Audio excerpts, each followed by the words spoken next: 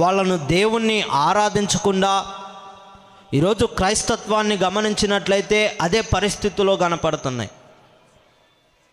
దేవుణ్ణి ఆరాధిస్తున్న సజీవుడైన దేవుణ్ణి, మాట్లాడగలిగిన దేవుణ్ణి ఆరాధిస్తున్న ప్రజలను ఈరోజు సోషల్ మీడియాలో చాలా ఇబ్బందులు పెడుతున్నారు.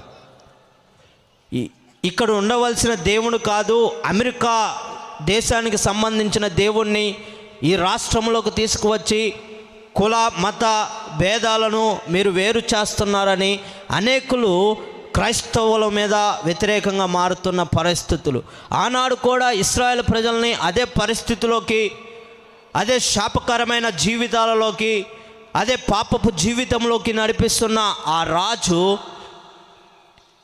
ఆ ఇశ్రాయేల్ ప్రజల్ని ఏదో ఒక రీతిగా దేవుణ్ణి ఆరాధించకుండా చేయాలని ఆలోచన చేస్తున్న సమయంలో ఈ పరిస్థితులను బట్టి అరే మనల్ని విమోచించగలిగిన దేవుడు ఎవరు, ఏంది